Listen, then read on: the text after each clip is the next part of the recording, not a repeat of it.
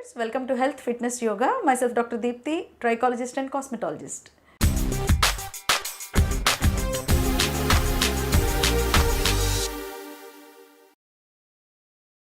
Previous వీడియోస్కి సంబంధించిన comment సెక్షన్లో చాలామంది చాలా క్వైరీస్ అండ్ క్వశ్చన్స్ అడిగారు. వాటికి మనం ఆన్సర్స్ని వీడియోగా చేద్దాం ఈరోజు. అలాగే ఉపేంద్ర గారు కమెంట్స్లో ఒక క్వశ్చన్ అడిగారు.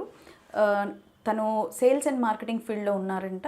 బాగా బయట తిరగాల్సిన పనులు ఉంటూ ఉంటాయి, హెయిర్ బాగా లాస్ అవుతుంది, మళ్ళీ ఎలా రీగెయిన్ చేయాలి థిక్నెస్ అనేది అని అడిగారు.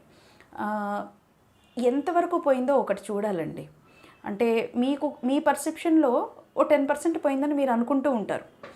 మనకు కనిపించింది ఏదో, మనం ఫీల్ అయింది ఏదో మనం అనుకుంటూ ఉంటాం. డాక్టర్ మాత్రమే మీకు ఎంత పర్సెంటేజ్ పోయింది, అసలు ఇవి మళ్ళీ రీగెయిన్ చేయగలమా లేదా అనేది స్కాల్ప్ అనాలిసిస్ చేసినాక మాత్రమే చెప్పగలరు. సరే, మరి బయట తిరుగుతూ ఉన్నారు అంటే ముఖ్యంగా ట్రాఫిక్కి, పొల్యూషన్కి ఎక్స్పోజ్ అవుతున్నారు. నాయిస్ పొల్యూషనే కాకుండా మీకు మామూలుగా సన్లైట్ ఎక్స్పోజర్ కూడా ఎక్కువగా ఉంటున్నట్టు. ఇలాంటి వాళ్ళల్లో గ్రేయింగ్ అనేది బాగా కనిపించే ఛాన్సెస్ ఉంటాయి. మెలనోసైట్స్ అనేవి తొందరగా ఏజింగ్ అయిపోయి డెడ్ అయిపోతూ ఉంటాయి.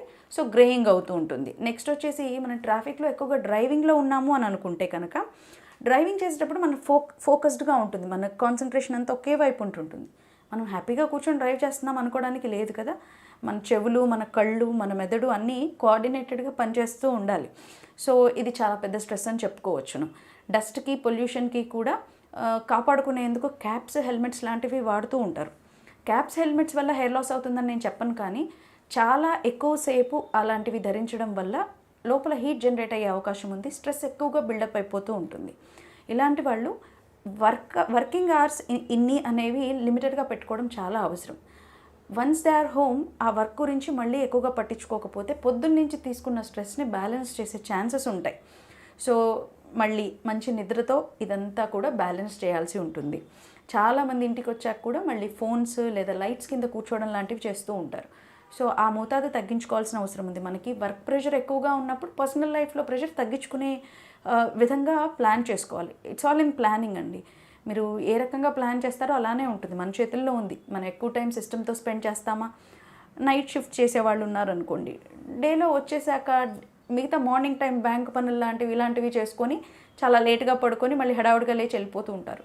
సో మామూలుగానే మనకి ప్రాపర్ నిద్ర లేదు, ప్రాపర్గా సన్లైట్ ఎక్స్పోజర్ మనకి తాకటం లేదు.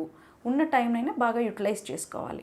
దట్టు వచ్చి రాగానే అలసిపోయి పడుకునే వాళ్ళు ఉంటారు, ఫుడ్ అనేది స్కిప్ చేసే వాళ్ళు ఉంటారు. మీల్స్ స్కిప్ చేయకుండా కొంతైనా తినేసి దెన్ మీరు నిద్రకు ఉపక్రమిస్తే కనుక మీ సిస్టమ్ బాగా చేసే అవకాశాలు ఎక్కువ ఉంటాయి. నెక్స్ట్ డేకి తగినంత ఛార్జ్ అయ్యేది మన బాడీ. సో తగినంత నిద్ర ఇవ్వడం అనేది చాలా అవసరం. ఈ స్ట్రెస్ఫుల్ లైఫ్లో నిద్ర కనీసం 7-8 గంటలు ఉండాల్సిన అవసరం ఉందండి. సో ఇంకా ఎక్కువగా ప్రొడక్టివ్గా పనిచేయాలంటే మాత్రం నిద్ర బాగా ఉండాలి. ఇలాంటివి లేని పక్షంలో ఇప్పుడు ఉపేంద్ర గారు చెప్పినట్టు మార్కెటింగ్ వల్ల, తిరగడం వల్ల నాకు హెయిర్ లాస్ అవుతోంది అనుకుంటారనమాట. చాలామంది జాబ్ రిజైన్ చేసిన వాళ్ళు కూడా ఉన్నారు.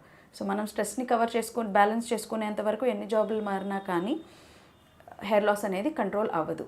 సో ఇలాంటి పక్షంలో మీరు ఒకసారి డాక్టర్ని కన్సల్ట్ చేయండి. మీ కేస్ హిస్టరీ పూర్తిగా తీసుకున్నాక అసలు మీకు ఏం లోపం ఉంది, దేన్ని సరి చేసుకోవాలి, లైఫ్ స్టైల్ అడ్జస్ట్మెంట్సా, మీ బ్లడ్ చెకప్ చేయించా కదా, ఆ రిపోర్ట్స్ని బట్టి మీకు సప్లిమెంట్స్ ఇవ్వాలా, డైటరీ హ్యాబిట్స్ చేంజ్ చేయాలా అనేది మీకు క్లినిక్లో సజెషన్స్ ఇవ్వబడతాయి. ఈ వీడియోపై ఫర్దర్గా ఏదైనా క్వైరీస్ కానీ, క్వశ్చన్స్ కానీ ఉంటే కమెంట్ సెక్షన్లో మెన్షన్ చేయండి. మనం వాటి గురించి మళ్ళీ డిస్కస్ చేద్దాం. I will definitely respond to your questions. So keep in touch till the next video. Thank you.